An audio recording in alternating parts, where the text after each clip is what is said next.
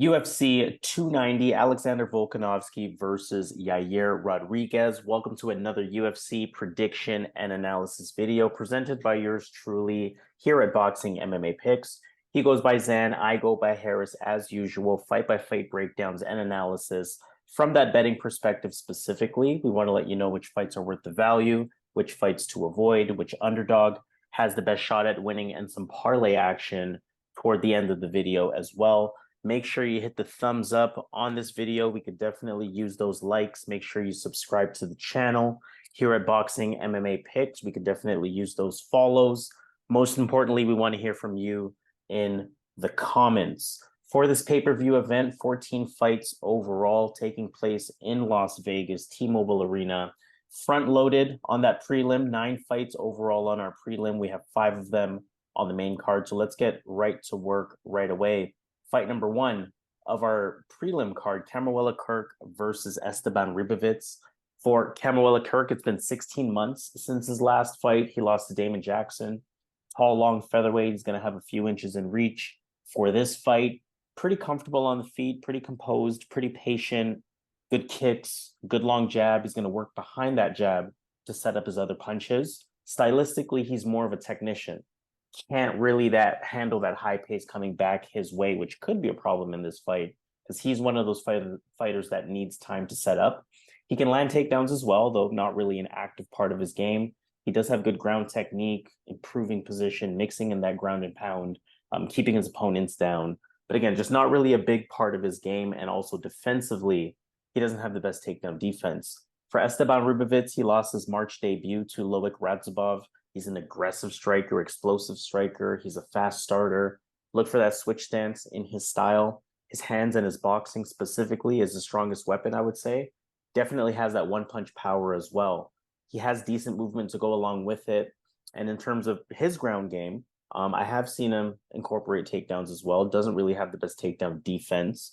But 5 of his 11 wins are via submission. So that's going to show that, or at least suggest, that he does have that grappling IQ to keep up. He did show some of that in his debut, got taken down, was able to work his way back up. But again, that takedown defense in general is not that good. Now, this fight was originally supposed to take place in March, but Kamuela Kirk withdrew at that time. And it's an interesting one because you can't really be confident in either fighter. On one hand, Kamuela Kirk, he may be the better technician. On the other hand, Ribovics, look for him to be the more dangerous striker of the two. Both fighters can land the takedown, although it's not really a strength for either of them. Again, both of them have poor takedown defense. So there is a lot of variables here to take in, and that's going to create for a fight that can go in many different directions. But I'm going to go with Esteban Ribovics because I think that he's going to take the fight to Kirk more than the other way around. I think that Ribovics is going to be the one to push the pace, push the pressure, be more dangerous. Again, like I mentioned, while Kirk is going to be a bit more reactive in this one. And I think that's sort of all he needs to do to swing rounds in his favor. So to get us started, I'm going to go with Esteban Ribovics. Yeah, first thing I'll say, man, this is low-level UFC, especially in this weight class. I believe Kamuela Kirk is moving up in weight. I believe so, from the featherweight division.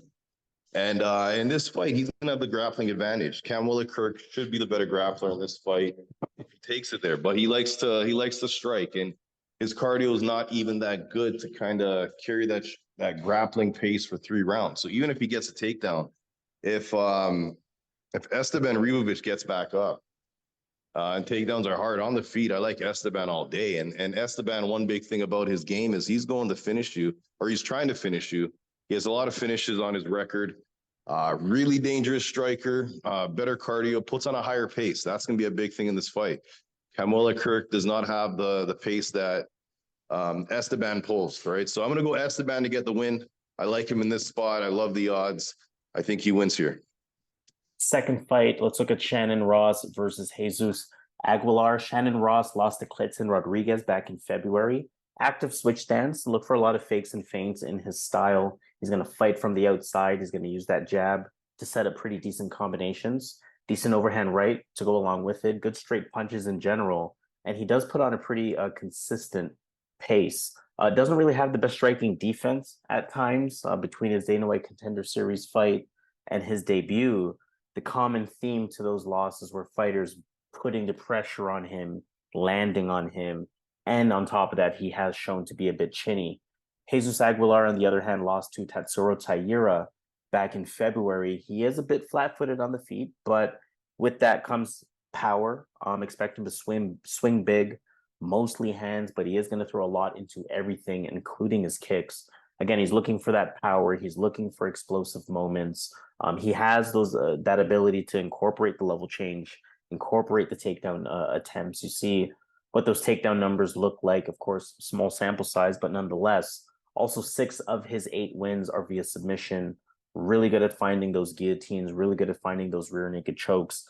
And, you kind of stack this fight up. It looks like Aguilar is supposed to get the win here, right? He's the favorite. He's explosive. He has good power. He goes for takedowns.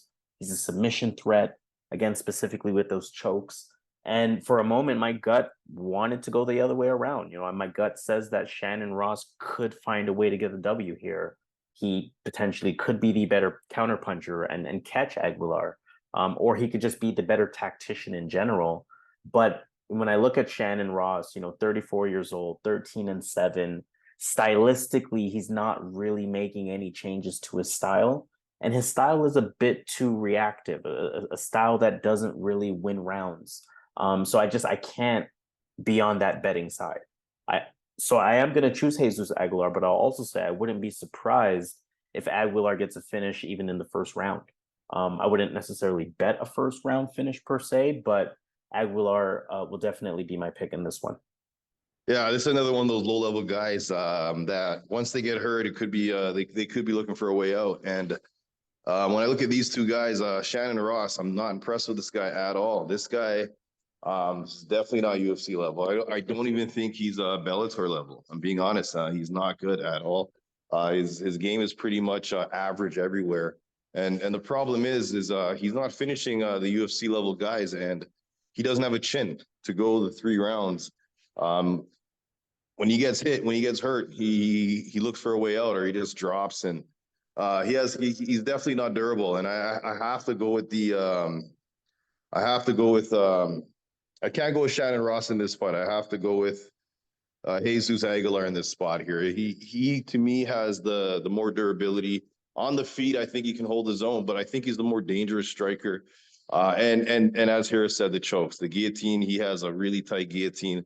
Almost finished Tatsuro Taira, right? So you gotta look at that performance. He lost that fight, but that was against a guy that people are really high on.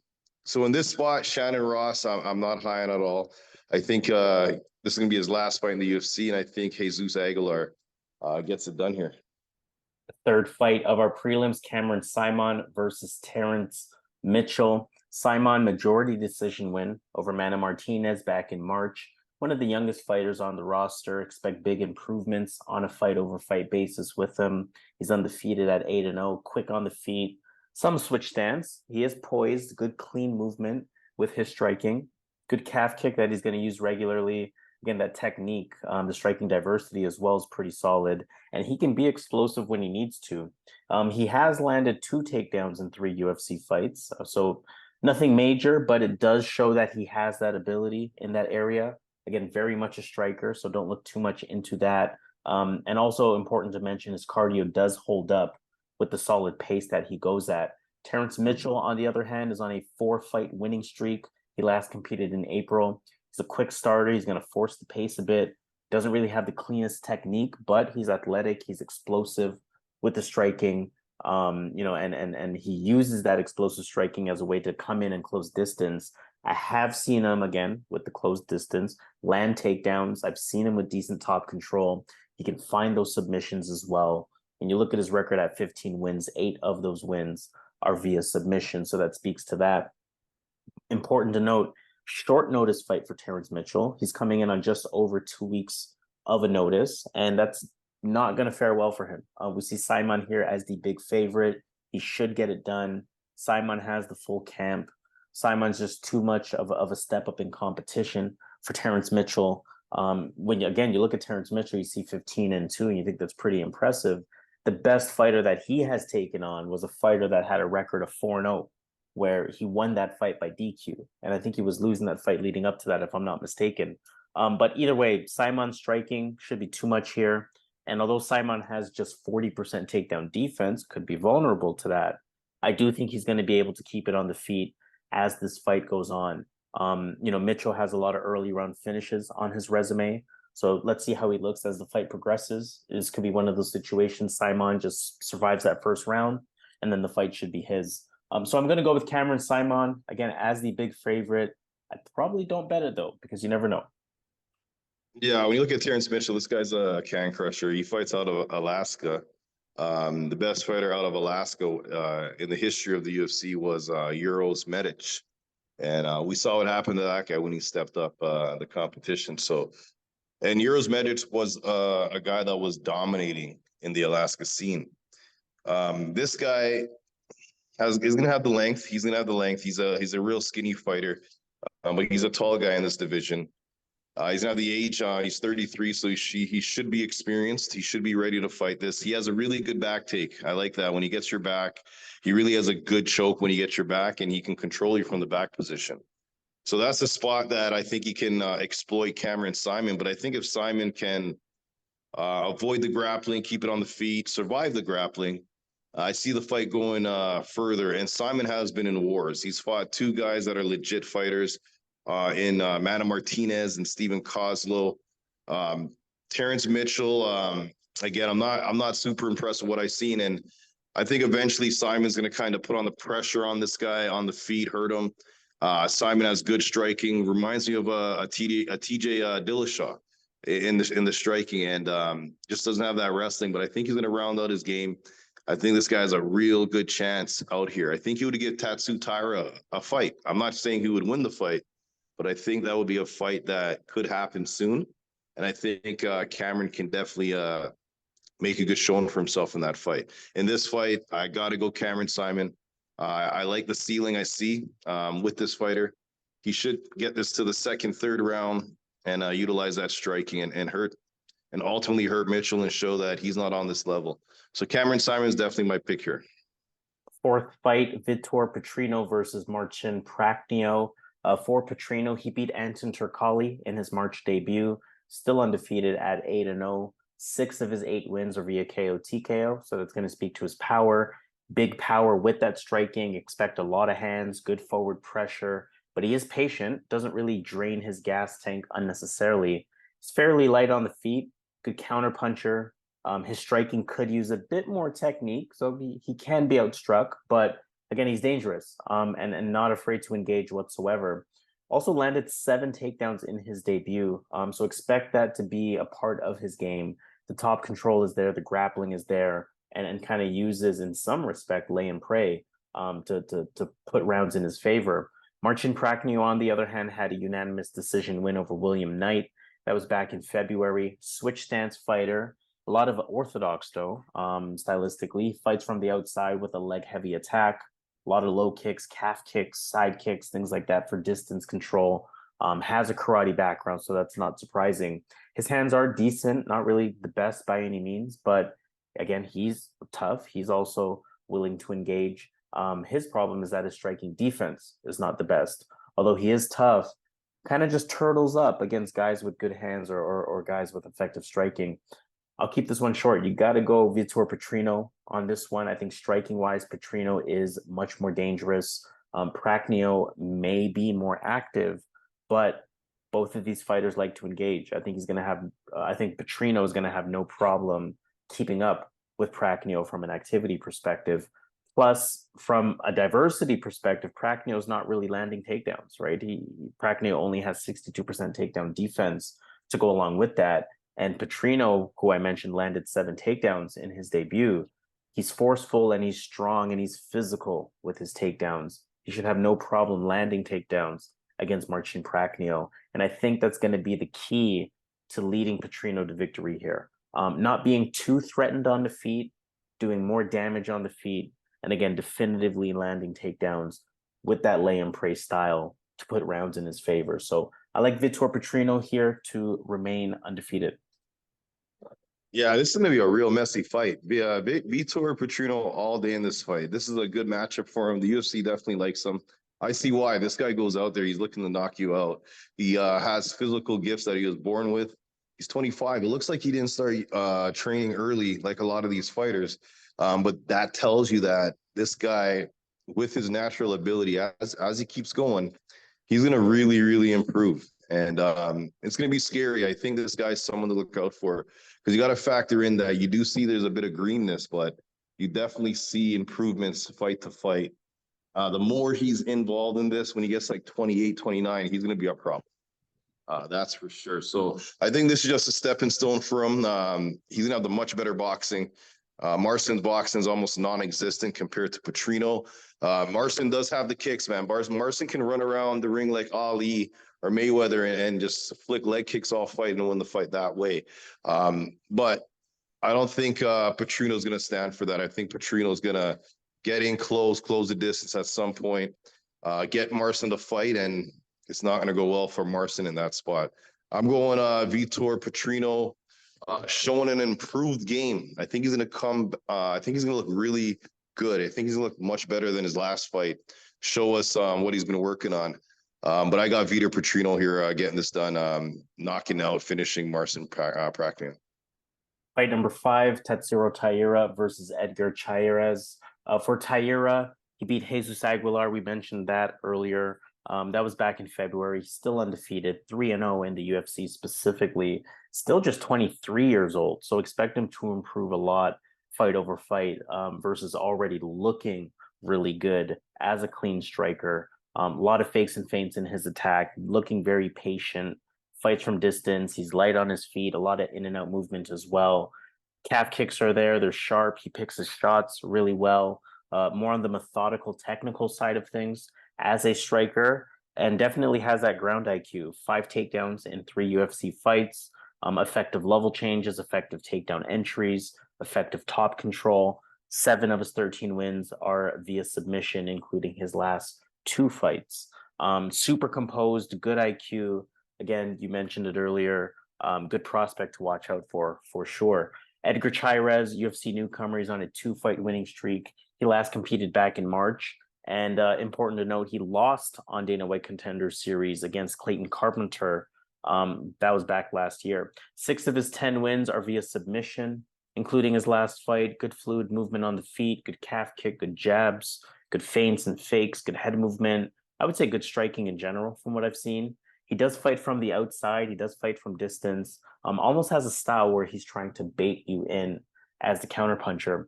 Taira was actually supposed to fight 2 weeks ago versus a tough opponent in Yair Rodriguez until Rodriguez missed weight. 2 weeks later, Taira looks like he stayed in shape, looked like he's ready to go, looked like we found UFC found an opponent for him.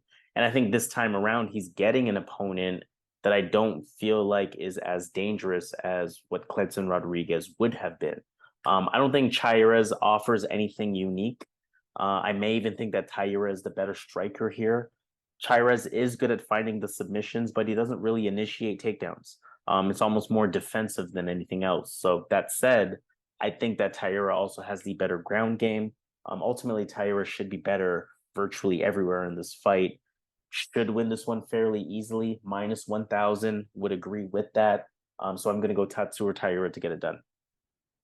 Yeah, I mean, you got to go Tattoo Taira in this fight. Even picking him to get a finish in this spot.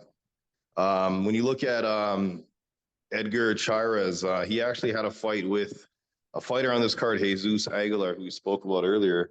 Lost that fight 5th round a submission. So I expect Tatsu to get some type of submission in this spot.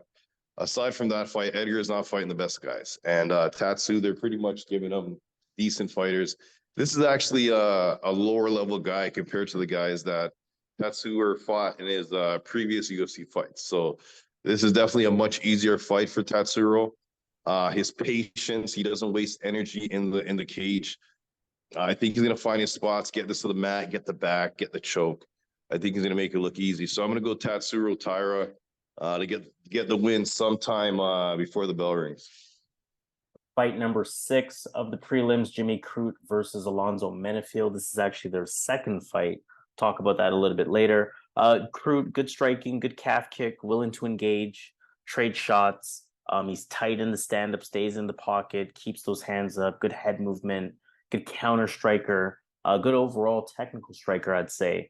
Has really good wrestling, good takedowns as well, good body lock, stays with it with that chain wrestling, good grappling to go along with it. He's a BJJ brown belt.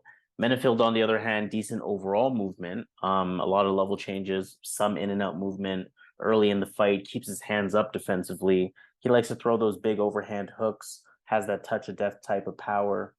Look for him to be the fighter coming forward. It's a bit of a stalking style coming forward, has a strong clinch, has good wrestling, has the strength, has the physique. A lot to like on paper with Alonzo Menifield. The biggest concern, of course, historically has been his cardio tank. I mentioned this is a rematch from their fight back in February. That fight led to a majority decision draw. Don't forget, Menifield did grab the fence in that third round and had a point deducted. So Menifield ultimately would have won that fight. Got to go with the lessons learned from that fight. You know, Crute was struggling a bit with Menifield's strength and Menifield's takedown defense, really working to get those takedowns, not being able to retain top control. On the feet, Menifield was touching Crute with big power. You know, he had Crute wobbled on several occasions. I think that Crute made a lot of errors in fight IQ and decision-making wise in that fight. What still makes this fight interesting is that, you know, Crute did in fact win the cardio battle. Menifield was completely drained in that third round. But then Menifield again had Crute very hurt in the first 2 rounds in several moments that could have ended the fight. So it's hard to say how this one's going to go. I'm going to roll the dice a bit. I picked Crute the first time. I'm going to have to go with him again, just based on what I assume would be lessons learned for him. You know, this one, just as dangerous for Crute as it was the first time around. And again, without that point deduction, he would have lost the fight. But I do think that this time around, he doesn't take as much damage. I think he learns from that. I think he's going to be better at avoiding the danger. Again, he's going to win the cardio battle, put a pivotal third round in his favor. Of course, can't be confident in this, but I'm going to roll the dice and say Crute kind of learns some lessons, whereas Menifield kind of fights the same in this one. So I'm going to go Jimmy Crute to get it done their second time around, but again, cannot be confident on either side. Yeah, I'm expecting Crute to make improvements in his game. He's the younger guy coming into this fight, fighting the same guy he had a draw with. The other guy's going to be 8 years older, obviously, but he's much older. He's older now than he was before. And in this division, you can fight into your older years based on history. So it may not affect Menifield as much. In the first fight, Crute definitely had some good spots, had him on the ground, made a mistake, let Menifield get back up. And on the feet, that's where I see this fight being a problem for Crute, because on the feet, it looked like there was a couple of moments where Menifield could have finished the fight. Definitely Crute showed he has that dog, he has that heart, he stayed in the fight, which is good. Honestly, I think Crute probably wins the fight because he's had time to make the adjustments, being the younger guy, being the more hungry guy. And if it's a sticky fight, I'm sure the UFC might go the Crute route. This guy has a pretty good-looking record, right? So, but I'm going to go with the underdog, Alonzo Menifield. I can't ignore what I've seen when they're on the feet. It was a bigger brother beating up a little brother on the feet, and I think this time around, I think Alonso's going to could catch him, and actually get the finish here, because Crute was the first 2 rounds, Crute really looked bad. And if Alonzo fixes his issues with the cardio, with the issues he's had in the first fight, he can easily win the fight as well. So I'm going to go with the underdog, because I do see this as a 50-50 fight. And I think on the feet, I think Alonso's has an opportunity here. Ignore the background. Has the opportunity here to get the win. So I'm going to go Alonzo Menifield to win the fight. Again, he, like Harrell said, he should have won the last fight, but he lost a point. So I think Alonzo gets it done here. Let's talk fight number 7. Yazmin Jauregui versus Denise Gomes, women's strawweight fight, 2 up-and-comers in this division. Jauregui beat Estela Nunes back in December. still undefeated at 10-0. Her stance, a bit Brandon Moreno-like, kind of that Mexican style from what we've seen from a lot of Mexicans in the UFC. Good kickboxing. The boxing is decent, good combinations to go along with that. She moves well, good distance control, also really good forward pressure. She can be explosive, she can be aggressive with that pressure. Her technique stays solid and has really good power. 7 of her 10 wins are via KO, TKO, including her last fight. Still just 24 years old as well. So, she's going to make a lot of improvements on a fight over fight basis. Same can be said about Denise Gomes on a lot of these different things. She's actually just 23 years old. So she's going to, again, make improvements fight over fight. She is comfortable on the feet. She beat Bruna Brazil back in April. She has solid hands, solid striking, good forward pressure and pace. Again, she's usually that aggressor in her fights. And expect her to keep it on the feet. Very much a striker, not really much else to her game.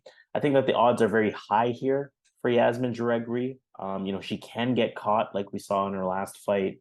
And Denise Gomes is dangerous, with most of her wins via KO, TKO. Both of these ladies are dangerous. Both of them are strikers. Both of them can be explosive. It may not be worth betting on this, but I do think from an analysis perspective, I can comfortably pick Yazmin Jauregui because her striking is cleaner, it is more active, it is more diverse.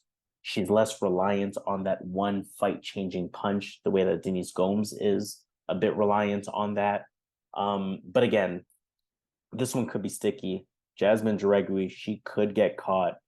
We saw Estela Nunes catch her. Denise Gomes is a lot more dangerous than Estela Nunes. So Denise Gomes can very much do the same thing. But analytically, I got to go with Yazmin Jauregui. Deeper level of talent and just more ability to, or more ways to win rounds, I should say. So Yazmin Jauregui is going to be my pick, but be careful from a betting perspective. Yeah, the reason here is to saying that Denise Gomes is a dog. She has that entourage, come forward striking style. And what's going to tell us how the fight goes is how Yazmin deals with the putting on the back foot and head movement. Because if she's just there getting hit with those hooks from Denise Gomes, it's not going to be a good night for her, as good as she is. Denise has that dog in her as well. She's been in that fight with Loma Lookboonmee. She had her spots in that fight as well. Didn't show the best IQ in certain spots. So in this fight, this fight can literally go either way. I do think when she fought Bruno Brazil against Gomes, I had Gomes as the underdog. And in this fight, you got to think that Bruno Brazil, similar style to Yazmin, but the big difference in this fight is Yazmin has that dog in her. Yazmin is can take shots better. Yazmin has the better boxing than Bruno Brazil. Yazmin's gonna have the better boxing against Denise Gomes. So if Yazmin can kind of move her head a bit, move around the ring, fight off her back foot, I think her precise striking is gonna get it done here. I like Denise Gomes. Again, I picked her against Bruno Brazil as a big underdog. But I think in this fight, she could definitely win the fight. But based on what I'm seeing on paper, I wouldn't bet it because I think Denise is a good underdog. I'm going to go with Yazmin, just being a little more sharper in her striking, better footwork, better angles, and winning the striking exchanges. So I'm going to go Yazmin to get the win.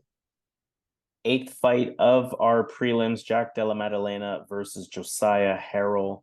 For Maddalena, he beat Randy Brown in February, 4-0 in the UFC now. Clean striking, good jab, good combinations, good striking IQ. The movement is clean. He can switch stance. He has good in and out movement. He sets things up well with a high level of technique. Also has a judo background. He used to play rugby as well, and that's going to speak to some of his toughness, his clinch ability, his takedown ability. The wrestling IQ is definitely there, although he is very much a striker. Also, 11 of his 14 wins via KO, TKO. So you got to watch out for the power and the finishing ability for Jack Della Maddalena. For Josiah Harrell, undefeated, 7-0, 100% finish rate. He's going to look for that forward pressure. He's going to look for explosive moments. I feel his striking could be a lot cleaner. I don't think his striking technique is the best. He does throw a lot of fakes and feints. Activity, however, isn't too consistent to go along with that. and you will see him look for takedowns at time, although his takedown defense isn't too great. So Harrell stepping in on short notice here. Maddalena was supposed to take on Sean Brady, and at these odds, minus 900, these circumstances, short notice for Harrell. You really ask yourself, or you really say to yourself, Maddalena is supposed to be a lock here, right? You really just want to ask yourself, how much of a shot does the underdog have? Harrell has fought a ton of catchweight fights at around 160 pounds. Of course, we know this is a 170-pound welterweight fight. For example, Harrell's last fight was at 162 pounds. The fight before that was scheduled at 155, but he came in at 159. And I mentioned that because Jack Della definitely going to be the bigger fighter here, in addition to the 4 inches in height, in addition to the 6 inches in reach as well. Ultimately, I don't really give Harrell a chance here. I just don't think the skill level is there.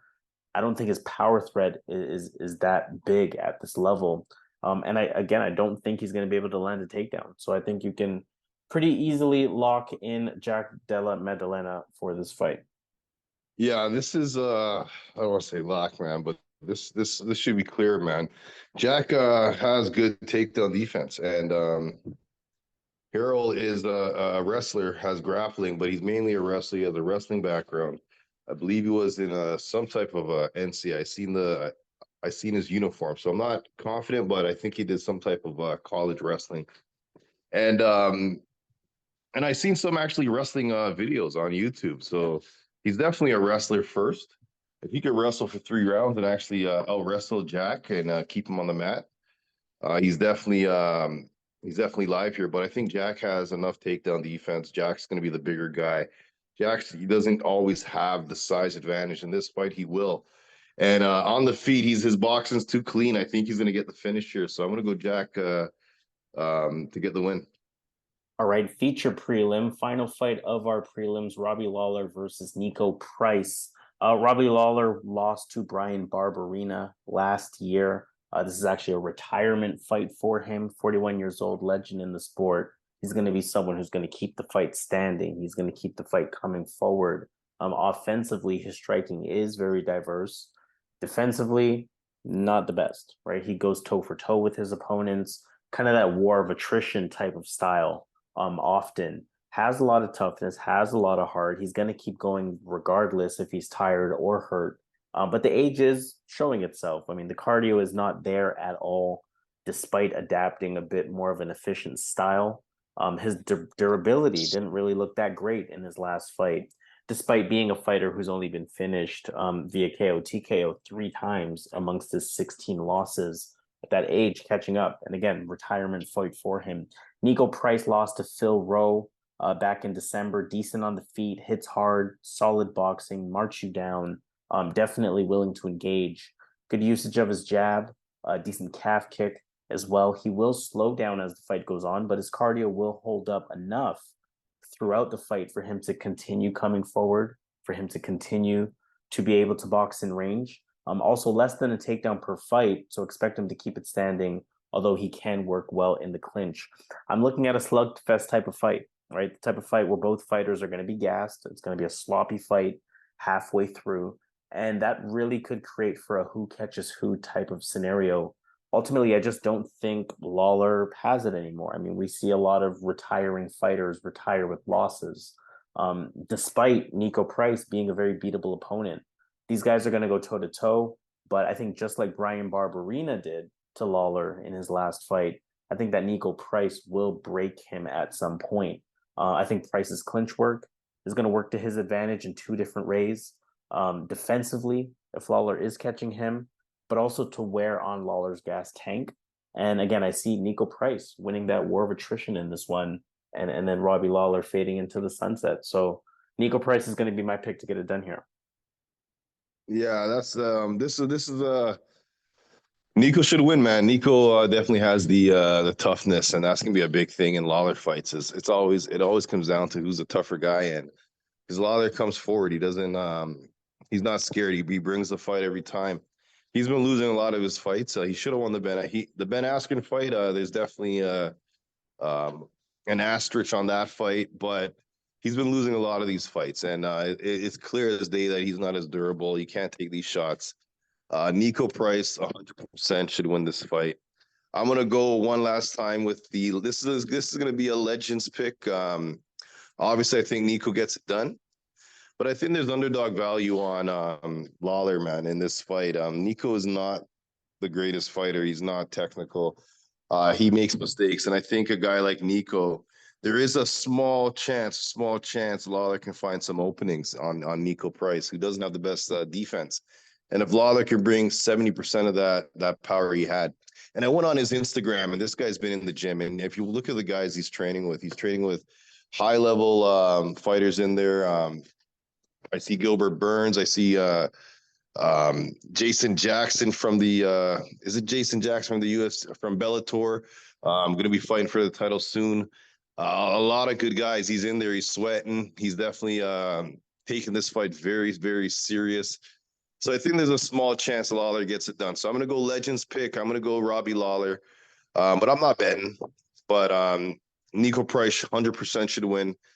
But I'm just going to take a shot with the big dog here. Main card time. We got 5 fights again for this pay-per-view. Main card. Let's start with fight number 1, Bo Nickal versus Val Woodburn.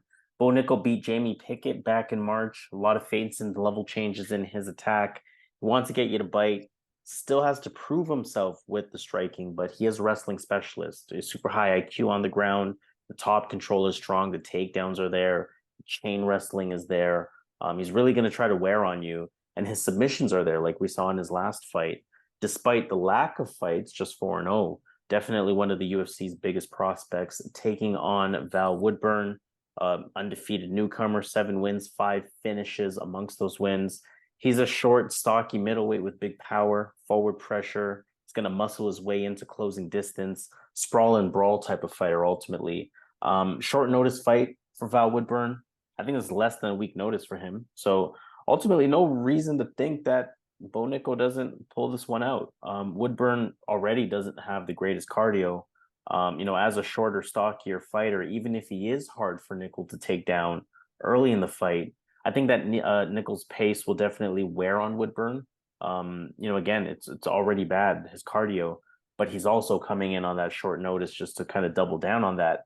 Woodburn's striking also doesn't really impress me outside of a puncher's chance here. Stylistically, Woodburn lets fighters clinch him up against the cage. And I think that's going to be the biggest thing that Nickal's going to be able to take advantage of for this fight. Again, Bo Nickal all day in this one. But I mean, the odds are just not worth it at all because it still is a fight at the end of the day. But 99 times out of 100, Bo Nickal will get this one done. This Val Woodburn guy, he definitely has size. He definitely has strength. He's built like a fridge. Physically strong guy in there. He might be hard to take down, but Bo Nickal is he's NCAA champion level. This is he should be able to get a takedown regardless at some point. And on the mat, Bo Nickal's gonna take full advantage. On the feet, I think Woodburn does have some type of boxing skills. He does have skills on the feet. He's definitely throwing body shots. He's throwing hooks. He definitely has some hands. And if he does connect with Bo Nickal, this is a guy that definitely has the power to put Nickal away. If he struggles off a takedown, gets a close shot, or even gets a good hook in there, uppercut, he definitely has the power to knock Nickal out. So Nickal needs to get this to the mat, not play around with that striking. In the striking, I think the fight would be 60-40 maybe, Nickal. 50-50 maybe, but on the mat, Nickal is 99-1. So I think Nickal gets it there. NCAA credentials, champion credentials, almost made the US team. I think he gets the win in this spot. Second fight of the main card, Jalen Turner versus Dan Hooker. Really good lightweight fight here. Dan Hooker beat Claudio Puelles back in November. He's a lengthy, rangy striker. He's going to use his jab, crisp boxing, crisp kickboxing, effective fakes and feints, city kickboxing products, so no surprise there. I mean, think about guys like Israel Adesanya, Alexander Volkanovski, who we will talk about a little bit later. He puts on a constant pressure, constant pace. He's going to use it to control the center of the octagon. He's going to use his range really effectively as well and fight, from the edge of his reach. Ultimately, going to use his calf kick very effectively as well with good movement. He is a technician with good combinations, and when he's on, he's still a high level fighter. So taking on Jalen Turner was very dangerous, very dynamic.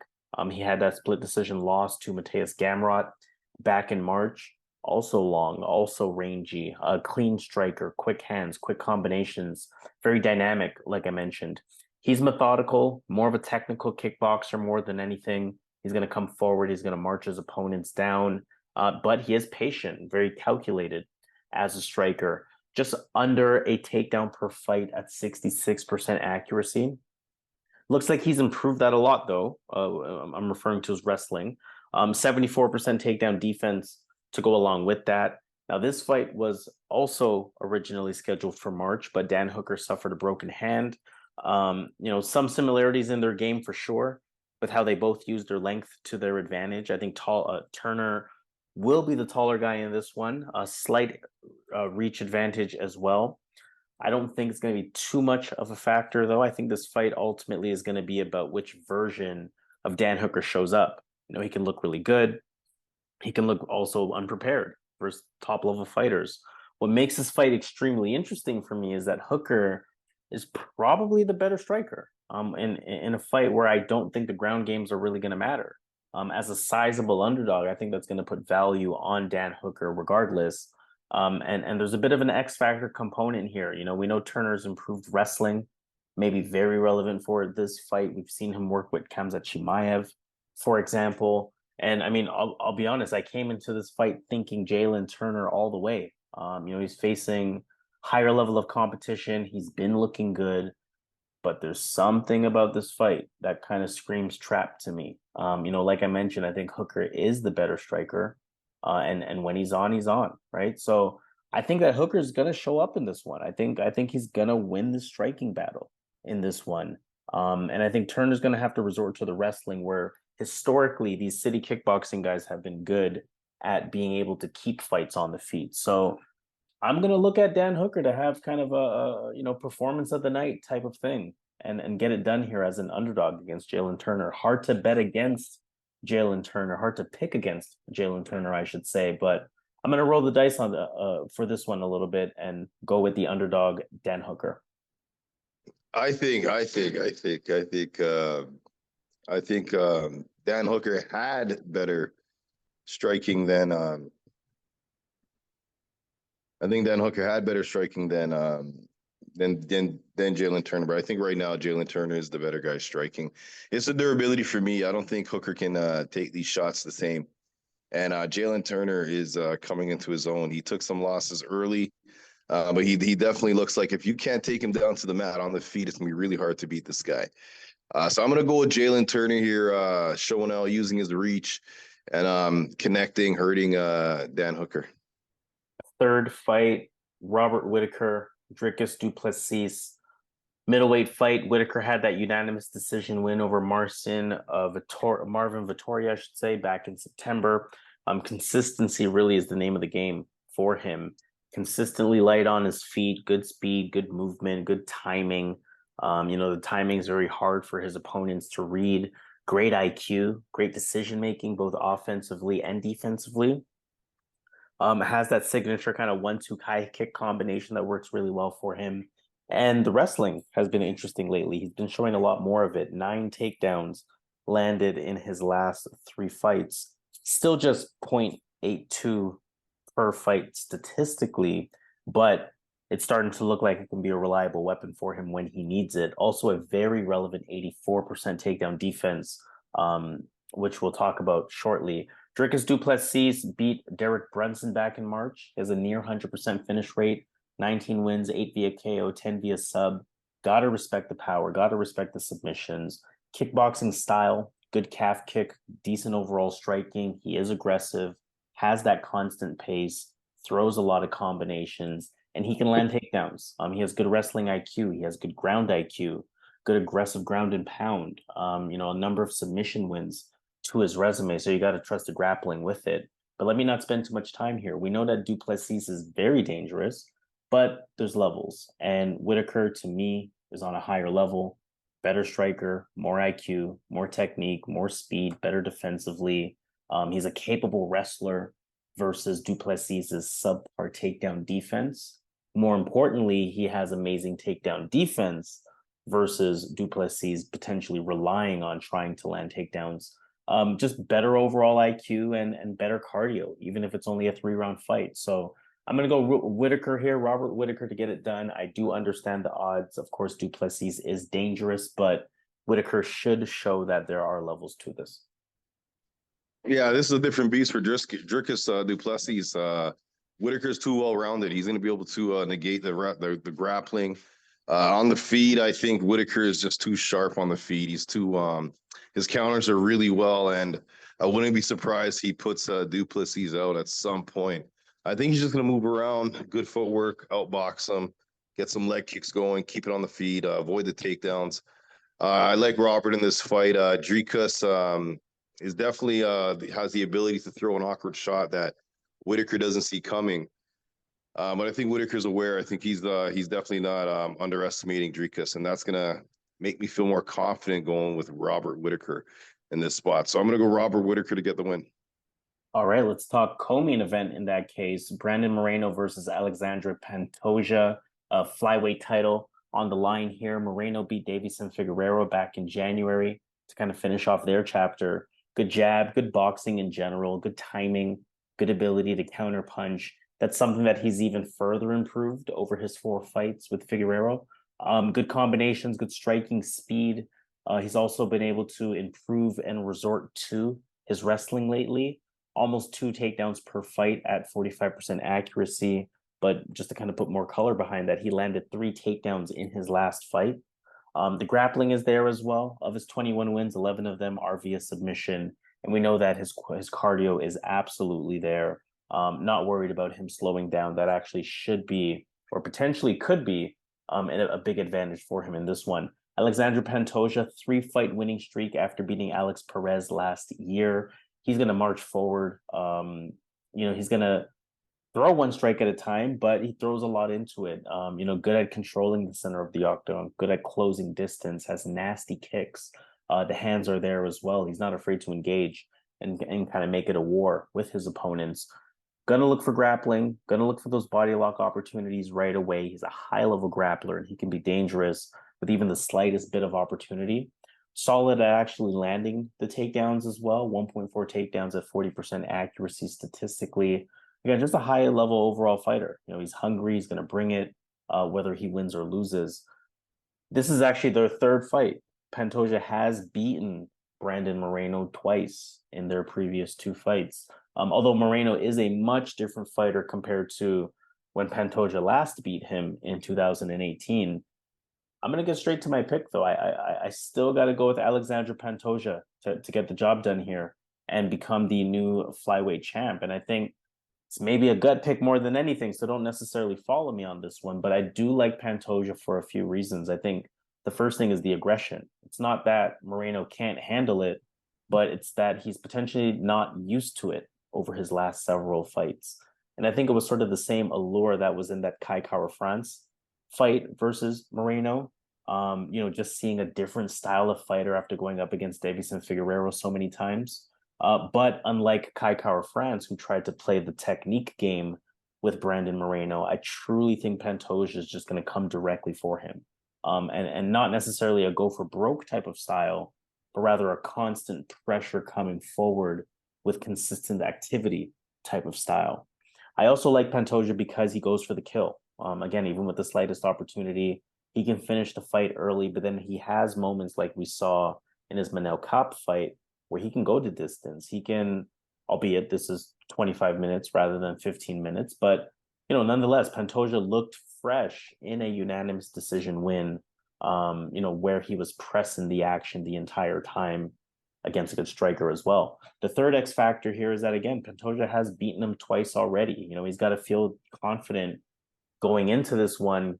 And I'm kind of running parallels to the way that Alex Pereira felt confident when he beat Izzy in the UFC, right? Based on their past. So, like I said, don't necessarily follow me on this one because this may be a gut pick more than anything, but I have been eyeing this fight for a while. And I've always been on the side of Alexandre Pantoja, and I'm not going to change that up now. So Alexandre Pantoja, new flyweight champion.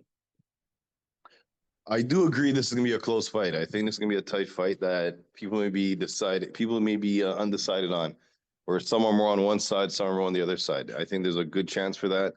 I think there's another possibility Moreno wins 4 rounds clearly in this fight. I just think that the improvements this guy has made, he's a far better striker than who he was 5 years ago when he lost to Pantoja. I think he made the bigger improvements out of the two. And I think in terms of the wrestling, I think Moreno has gotten bigger, has gotten stronger. I think he's able to keep this on the feet, and on the feet, I like Moreno at this point. I think he has become the better guy on the feet. He's shown his fight against Kai France, a really good striker, outstruck him. Against Figueiredo, outstruck him, right? So I think I think he's going to beat Pantoja again. He lost to Figueiredo before, and obviously he won the rematch. So I think this is another fight he's been waiting to get back. I think he's gonna be really motivated for this fight. And I think when it comes to the skills, I think his game plan should be simple: keep it on the feet, which I think he can. And I think he's a better striker now. So I'm gonna go Brandon Moreno here to and still champion. Main event of the evening in that case, we do have another belt on the line, the featherweight title, Alexander Volkanovski versus Yair Rodriguez. Volkanovski lost to Islam Makhachev. That was at 155 pounds, of course, back in February. He's back to his regular 145-pound division this time around. Going to see a lot of fakes and feints from him on the feet, especially early in the fight. He's trying to find the reads. He's trying to find the timing. He has good active leg kicks, good counter puncher, great timing, just high IQ overall. Good combinations. Everything's controlled. Good technique. Don't underestimate the movement either. We know he has a good chin, and just rounding out the game, 1.5 takedowns per fight. Just 69% takedown defense after he was taken down 4 times by Islam in their last fight. But he knows how to transition, scramble, get his way back up, and really minimize the damage if he is taken down.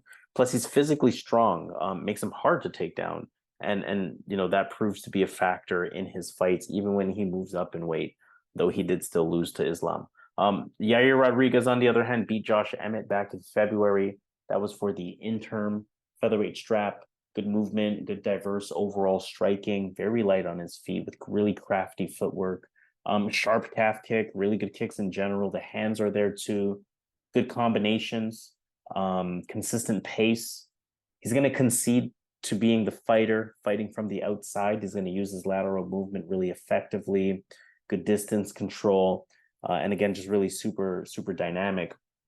I mean, Volkanovski, just to not take too much time here, Volkanovski kind of has to be the pick on this one, right? I mean, he's the better overall fighter with the more overall complete MMA game.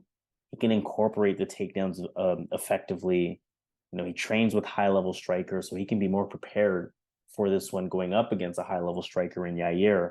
I'd be careful on this one, though. I think Yair Rodriguez very tricky with the striking, especially in his last fight. Looked really elusive, looked really quick, had some tricky shots that caught Josh Emmett, and finished it in bottom position with a submission. So he can be dangerous, sort of no matter where he is.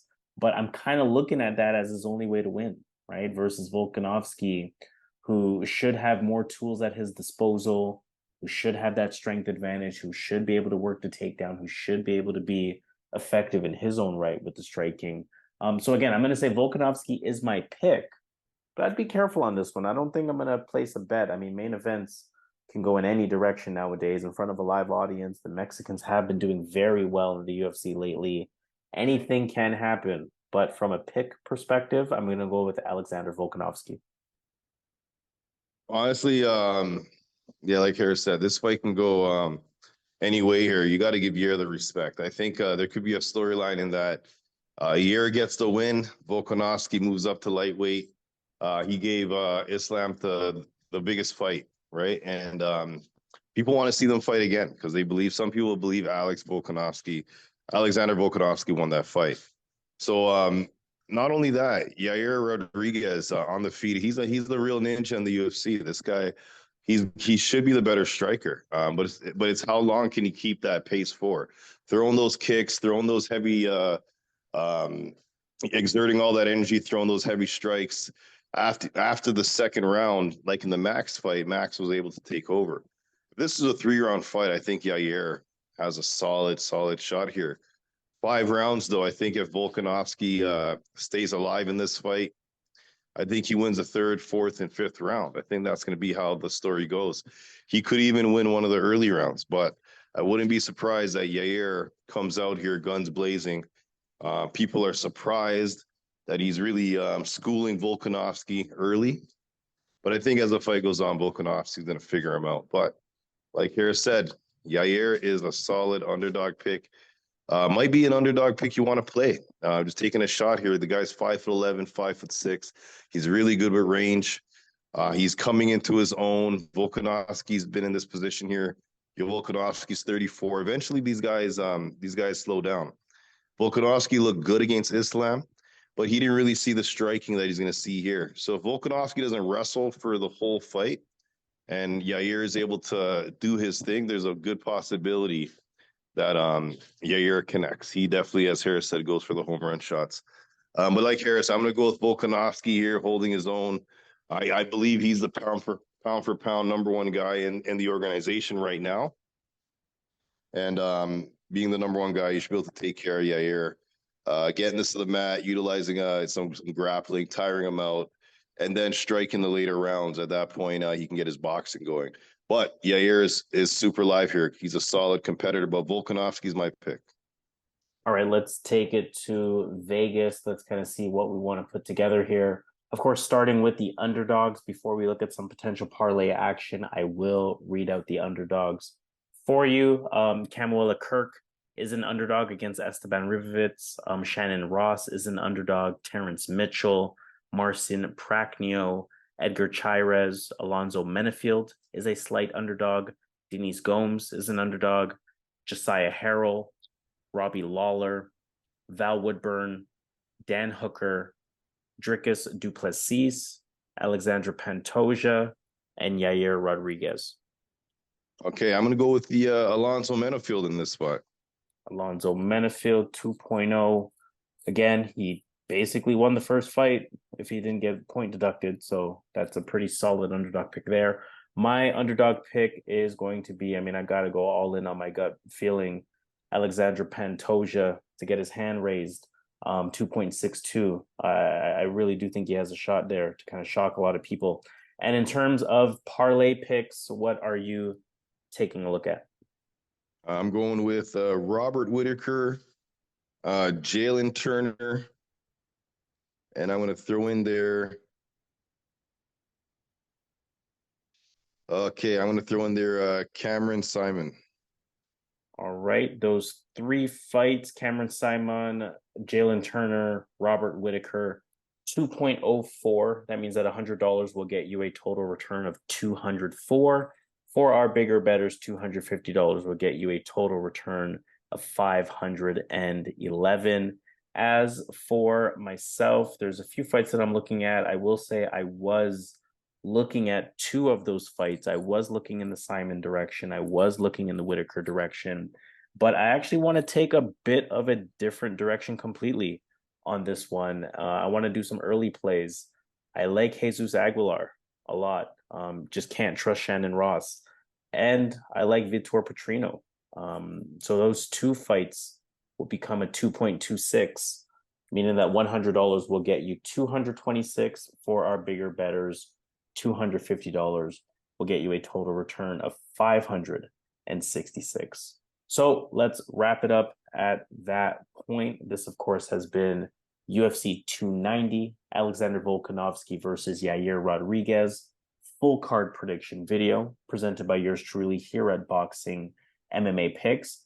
Make sure you subscribe to the channel here at Boxing MMA Picks. Make sure you hit the like button on this video as well. We can definitely use those likes.